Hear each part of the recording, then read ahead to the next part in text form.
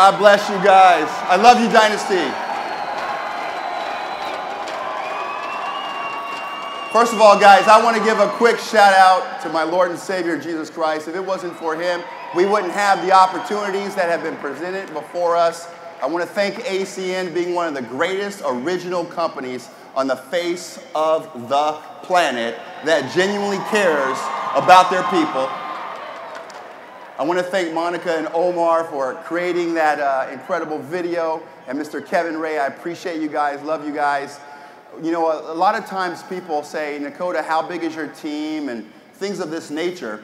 And I want to be the first to say I have a very small team, but I have a really large family.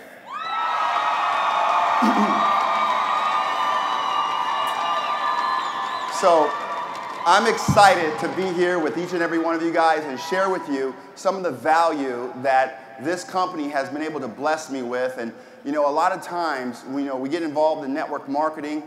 We look at this and we have different set of eyes and values as we look at network marketing. And network marketing has been able, and ACN has been able to give me in this industry what I could have never gotten anywhere else. And so I'm eternally grateful for these 4 founders and what they've done and just been able to put such a quality environment together so an average guy, an ordinary guy like myself could have an extraordinary opportunity. And a lot of you guys might not know this, but even though I'm standing on the stage before you today, and when I say I'm a normal guy, I really mean it. You know, I was in special schooling. My parents worked really hard to put me in a special schooling, not because of my ability to learn was higher than most. It was actually lower than most. And because of that, I stuttered a lot when I was in school for the first few years of my school life. And I never really felt like I fit in. You know, and thank God I ran into this industry, into ACN, where I realized being normal doesn't pay well. And so I knew coming into this industry that it was special. But when I got involved in ACN, I realized that this was a God-sent company. It was an opportunity of a lifetime. And I looked at the values that this company brought. And I'm still today, 13 years later, after getting involved in ACN, blown away by what we really have here. And sometimes we don't understand what we have until we don't have it. And we heard some of the speakers say that earlier. And seeing my parents fight so hard, work so long, put me in this incredible school to the point to where we were eating the same meal a dozen plus times a week just because it was inexpensive, to allow me to learn how to be normal. Does that make sense, guys? And I realized early on that being normal wasn't what it was cut out to be. If you look at the world today and look at what's happening in the world, you know, we don't even really get and understand the magnitude of what we have here today because it's just hard to compare. What are we comparing it to? See, when I saw network marketing, I saw ACN, I was blown away by the fact that I could be an introvert that I was. Is there any introverts in the room today? Any introverts? I was a big-time introvert, big-time introvert. When I say big-time introvert, I mean like, you know, growing up stuttering, you feel like you're in this dark room, you're in this little dark place, and no one can help you when you can't even say your own name. And you feel extremely closed off to the rest of the world. And so I knew coming into network marketing that there are people that communicated a message. I just never saw myself up here communicating a message because of where I started. If this is not a testimony that it's not about where you start, but it's about how you finish, I don't know what is. And so looking at this, I have the honor of sharing with you guys a topic called business opportunity events. Now, these business opportunity events, guys, I got to tell you, are something that allowed a guy like me to be able to plug into an opportunity. What do I mean by that? I was able to just be new. Are there any new people in the room today, less than 30 days? You guys are probably going to like what I have to say next. You know, I was new for not 30 days. I was new for 60 days, 90 days, 120 days. Here's why I was new for so long. See, getting in front of a PBR, I would have quit. Getting in front of a meeting, I would have quit. Me personally, I would have quit. Would it have been the best thing for me to get in front of those? Yes, absolutely. But me personally, guaranteed 100%, I would have quit. Because that was the last thing. In fact, I failed 12th grade because I never went to speech class. speech class or PE. So I took 12th grade twice. In fact, I even had to graduate from home studies because I was such an introvert. I know I had problems. Thank God for ACN. Right? So there was no way you were going to recruit me at 21 and put me in front of an environment where I had to say a couple of words. But I was able to be new. And being new was the secret weapon. See, I could be new. Here's what I want to share with you guys. See, I was excited about the opportunity. And I could do the exact same thing, just stay new, and invite people out to an event where the leaders had their role. I had my role. I was new. I just had to stay new. They asked me a question. I'm new. What's the rate to Vivint? Guess what? I'm new. What's the rate to this? Guess what? I'm new. And I can invite them out to this event, and all these people can come there, present, and they can share and lift up the results that I could possibly have because that environment was created. Now, don't get me wrong, PBRs are the key. And so any way you slice it and dice it, you want to understand that when you're looking at your business, you've got to have a PBR. But what I love about business opportunity meetings are the fact that I can build in, and it's all those random people that may not have over time, you know, an upline actively there working with them. They can plug in and they can also grow as well. People that are sidelined to you, people that are way deep in your organization, people that are you didn't even know were in your organization. Over time, you can scale it up. And you know, you look at all the COCs today. You know, what is the one thing that they all possess today? All the COCs, all the top earners in our company, all these people, what are two things actually they possess today? You know, when I was in corporate America, one of my 3 jobs that I was working at simultaneously before I got introduced to this industry, one of them I elevated through the ranks of corporate America to, there was about 1,390 people or so in this company.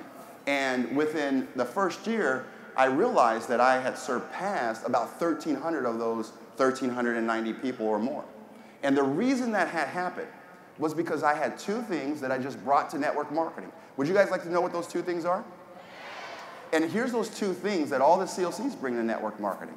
There was no secret in corporate America. There was no secret formula to get promoted in corporate America. The secret formula is something that we all possess. Every one of us have it in us.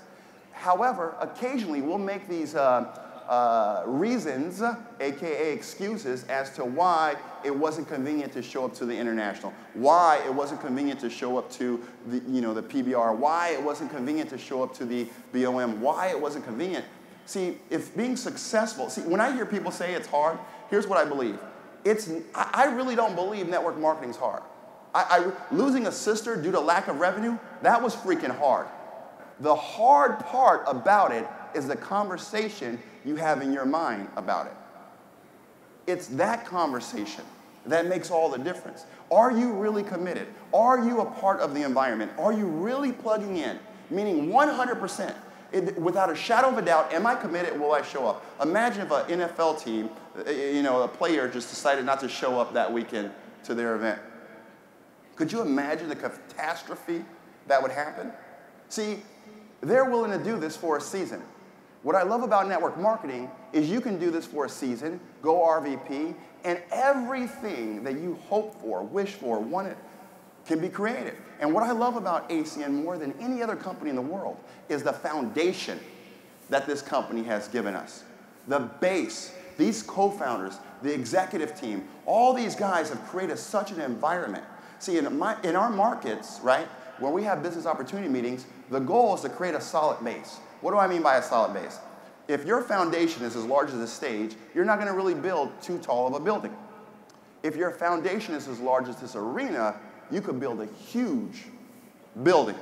Now, sometimes we look to the right, look to the left, and we think, well, why aren't we growing faster? You know, I'm plugging into the same environment. You know, here's what I realized. Work ethic in network marketing is measured in invites, high touch. How many people are you talking to? How many people are you inviting out? It has nothing to do with how quality of a speaker you are, because I sucked. I was a horrible speaker. It had nothing to do with how talented you were in anything. It had everything to do with high touch. How many people are you inviting out to X event? Whatever that number was you're creating your base. Now, what do I mean by base? Look at a tree. You know, imagine, we've all seen trees. Like in my neighborhood, there are these little trees, and I noticed that they had these ropes tied to them, and there was poles holding the tree up in the middle. Here's why. Those trees didn't have deep enough roots. Those trees had very shallow root system. And so those roots needed time to grow. They needed to tap into a life source, a water source, the nutrients in the foundation, in the earth. And every one of us, we're like that little tree. When we get involved in this industry, we're just this little tree, and we need time to grow our roots. And what a quality event does, and we're going to talk about a quality event. See, it's always better to have no event than a non-quality event, in my opinion. You want to have a quality event. And what those roots do, they tap into this life source, and they give you opportunity. They give you the environment, the hope, to really go out there and do something greater. When the wind's blowing, it doesn't knock you down because you have the poles and the wires holding you up. And then once those roots are there, you can run a car after time into that tree, and you'll need a new car, but not a new tree. So what creates a solid root system in our business?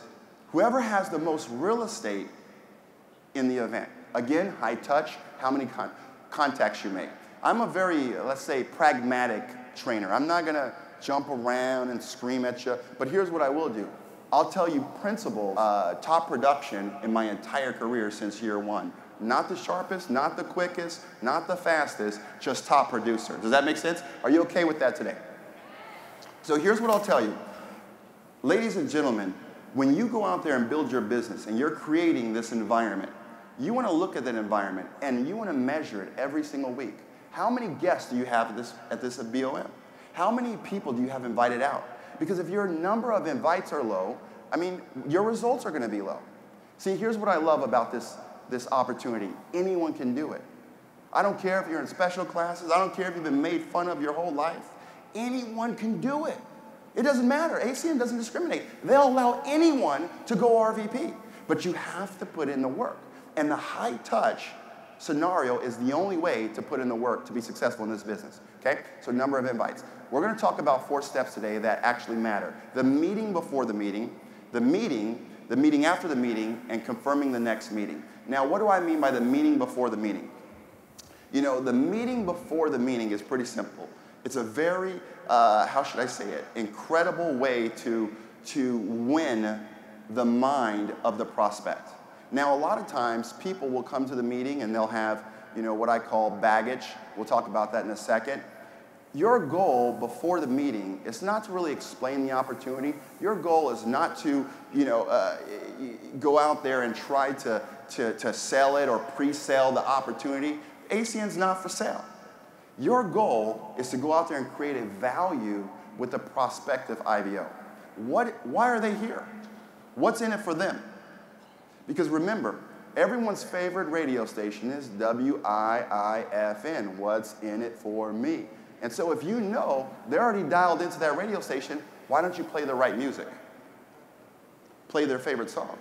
See, now you have an advantage instead of a disadvantage. See, the majority of the battles are already won. The majority of the boxing matches, sports events are already won by the way the person's thinking, the way the opponent's thinking before they even walk into the ring. See, the meeting is already won based on the conversation you have with the prospect before they step into that meeting. They're thinking, I like this gal, I like this guy, I would love to do business with them. They seem quality, they're kind of like me. And the reason that happens is because you shared questions. What do I mean by questions? Whoever controls the questions controls the environment. Instead of talking so much, you were asking questions about the prospect. You didn't bring your baggage to the market. You didn't bring your baggage to the meeting. See, a lot of times, there are things called negative triggers. Now, if you never heard that term, write it down. It will make you a lot of success in this industry. Negative triggers happen because people don't even really, put it this way. If you say anything out of your face whatsoever, and it doesn't inspire or lift someone up, just choose not to say it. If your video phone is not, working, or voice over IP service not working, or your internet's not, if there's things that happen even outside of it. There was a lady, that came to our event, and there's some bad things that had happened to her, and she got promoted to executive team trainer. And she had, the first time I realized that we need to make sure anyone that says anything around any prospect knows exactly what to say was the first time I heard this young lady share some of these negative experiences about her personal life in front of the room, where none of the prospects knew that that was outside of ACN. And the minute she started sharing that stuff, even though she was getting promoted and recognized, the prospects were turned off. Now it was like an uphill battle for them to get involved in the opportunity because of those things that happened to her. Anything that comes out of your face should be positive. It should be lifting. It should be uplifting, not discouraging. There are people there, and they're looking. This is their one shot for some of them to evaluate an opportunity, to look at something great.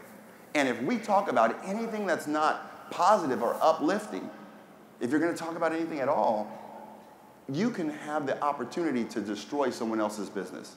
And you might not intentionally do it. It happens unintentionally, I believe. Most people, I want to give them the benefit of the doubt, they're not sabotaging other people's business, but they're not taking the necessary precautions to make sure it's a winning environment. So you want to have a winning environment. Leave your baggage at home. Business opportunity meeting is very simple. You want to make sure that when you're forming these people, form, F-O-R-M, family, occupation, recreation, when you're asking questions, and motivation is what I like to call it. What motivates them? If money were no issue, what would you be doing today? If time were no issue, what would you be doing today? Now do you see, like before the meeting, their mind is already going in a place, and they're hoping, they may even be praying that what you're going to say in this meeting can get them exactly what they had just said vocally to you. So their mind is going already in the right direction. So that is one of the greatest talents that any one of us can bring to the marketplace. Create the right environment. See, there's two things we do in this industry, at our events. Number one, create hope and vision. Show the hope and vision, share it, and then create the right environment. Hope and vision, and create the right environment so people could actually win. Now, when you start your meeting, you want to start strong. You want to have a strong statement. But you want to also make sure that the guests don't feel you're there to sell them something.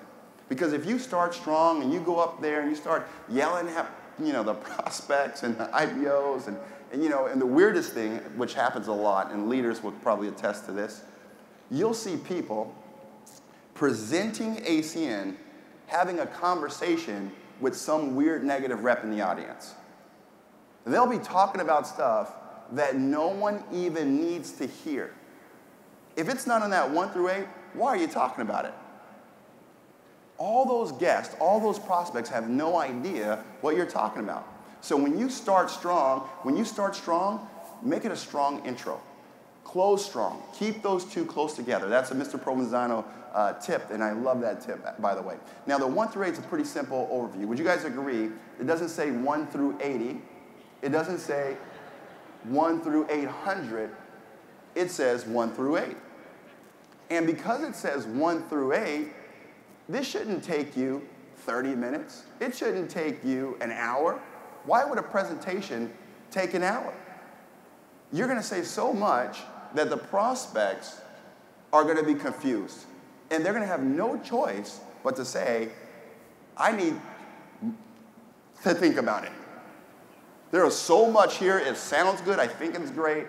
But there's so much here sandwiched between a strong opening and a strong close that I really need to think about it. So no matter how strong your open was, or no matter how strong your close was, if there's a lot of information in between, they have no choice but to think about it. Who did that to them? The presenter. The presenter did that to them. Now, remember this. When you close, right, before you close, there are key elements. Like, you want to be engaged. See, the audience creates the value. Testimonials in the audience, when those prospective IBOs are in that audience, when they're there and they're looking at this meeting, they're looking at two things. This is a huge event. They can't help but to think something incredible is happening. You want to grow that environment. You want to be committed. See, if you're fired up, the meeting needs you. If you're having a bad day at work, you need the meeting. So when you're committed, you're always there. The base of leadership is growing. The foundation's getting bigger. And you are focused. You're there sitting forward, leaning forward. The prospects see you taking notes. You're participating. The speaker says, who's here for the very first time? You know, the prospects will raise their hand. They'll ask a question of the audience. The audience, the other IBLs, they should raise their hand. If you heard their joke 1,000 times, you know, anyone could do this. Right? Anyone could do it. It's a stupid joke. Anyone can do it. It doesn't matter. And I don't even laugh normally, right? I'm a weirdo. But I'll tell you this. I'll laugh if I have a prospect next to me. Here's why. Because you're creating that environment. That prospect has no idea if something should be measured as good or great. By your excitement, by your enthusiasm, and by your attention, the prospect is deciding, it's called social proof, what their decision is going to be. So if they had not decided prior to the event, during the event, they're deciding. Now, if you're texting, or you're on Facebook, or you're on social media, or you're doing any of those things that have nothing to do with this environment, would you agree that the prospect is probably like,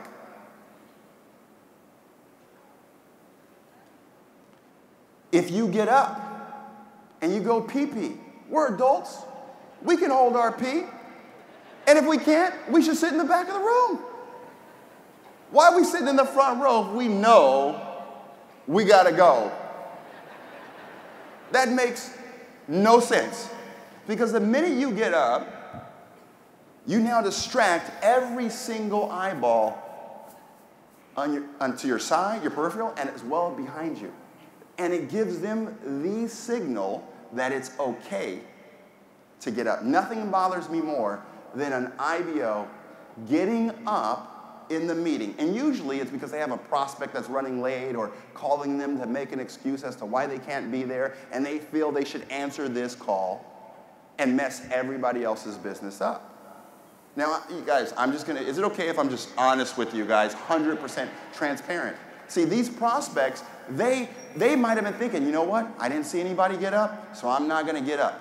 And it might be at the beginning of the meeting, and they might need to hear what's next, but because you got up, they said, okay, it's great to get up and see what my 4-year-old son that probably butt dialed me wants. And so they'll get up, walk outside, and they may never come back in again, and that could have been the one shot. That could have been the one opportunity for them to evaluate and make a decision on ACN. So you want to make sure when you're in that environment, you're there to win. You're playing this game to win. Would you agree ACN pays superior reward for superior performance? Look at these guys in the front of the room. They pay superior reward for superior performance. So if you just go to that environment, you just go to that meeting and just show up like a wandering generality, guess what's going to happen? You're not going to have superior reward. You got to go there to win. Whether you have a lot of guests or a little guests, you got to show up to win. Now, remember this. You know, when people are giving testimonials, you know, you want to keep it short, 30 seconds, make it positive, name, background, how long they've been in ACN, if they've been in a long time, you know, a short period of time. I got that from the Mazers, phenomenal testimonial. Guys, you got to understand that those testimonials are what they're listening to the most. See, if you're a speaker and you're in front of the room, they know you're there to talk to them about something, and you already mentioned $4.99. But the testimonials, they never said anything about $4.99. The testimonials are like them. So you need to make sure they're like them. Give you guys an example. Who in here thinks I'm a shark? Let me hear you. Who in here thinks I'm an urchin? Who in here messed up? Who in here thinks I'm a dolphin? Who in here thinks I'm a whale? You're all things to all people. All things to all people. So when you're closing, here's what I love the most. The whole purpose of that meeting is to promote the next meeting, but also get a decision. If they just sat there, the last thing you want to ask someone is, what do you think? What do you think about what? Are you kidding me? Is it true ACN's changed a lot of lives? Is it true ACN's freed a lot of people? Yes or no? What do they think about what? They're not there to make a decision and judge ACN. They're there to make a decision. See, there's 3 roles. Number 1, there's the new person's role, and their role is to be new. And then there's the leader's role to present and train, and then there's the guest role. So there's always 3 roles. So their role is not there to do the research, and their role is to make a decision. So at the end of that meeting, you want to ask for the decision. What did you like most? Now you're pointing them in the right direction. Do you see opportunity for yourself and your family? A way that blank, you can help with your son's tuition. Do you see a way? So you're asking them the right questions to get the right decision. Does that make sense, guys?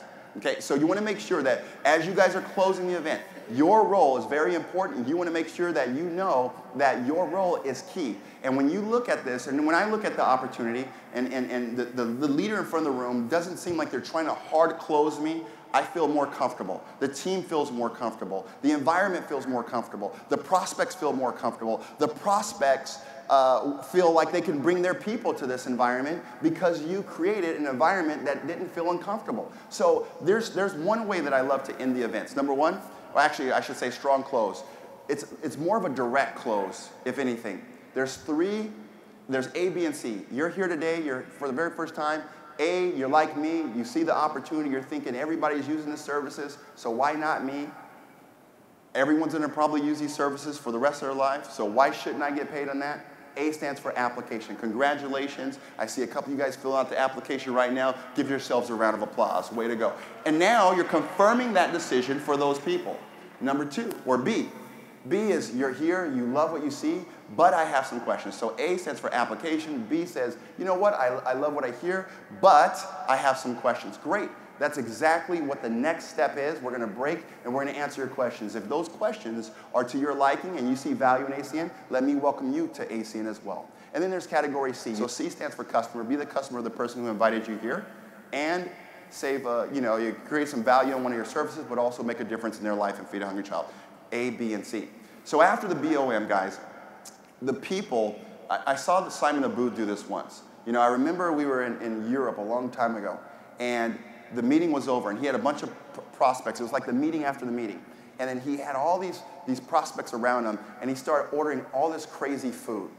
All this crazy food, like a complete, crazy amounts of food. And the prospects were like, dang, look at all this, look at all this. And they couldn't help but think, wow, I've never had excess like this in my life. I never had abundance like this in my life.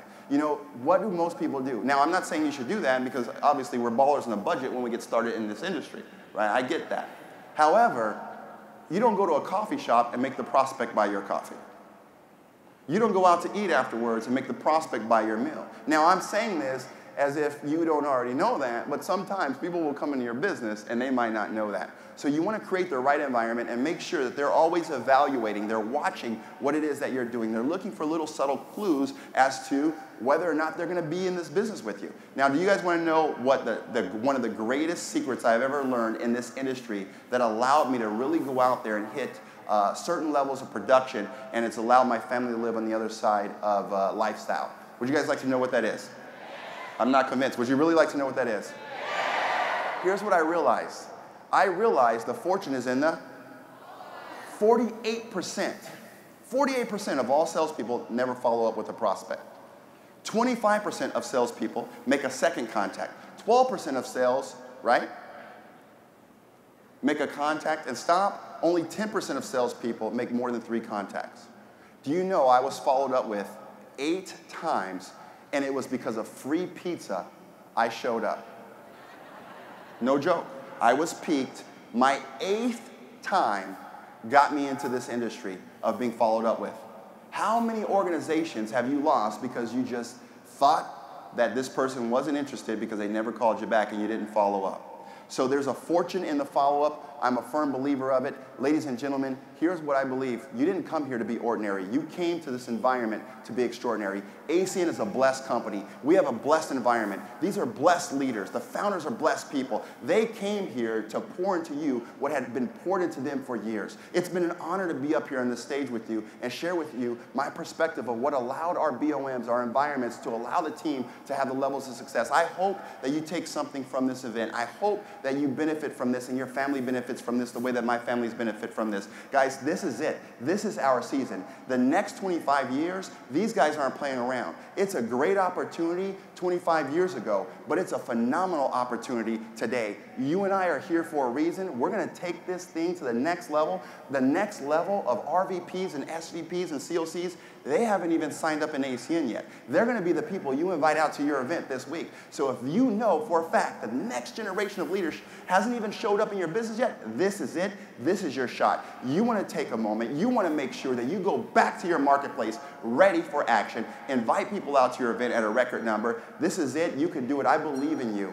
I know that you deserve it. Your family deserves it. God bless each and every one of you. It's time to win with intention.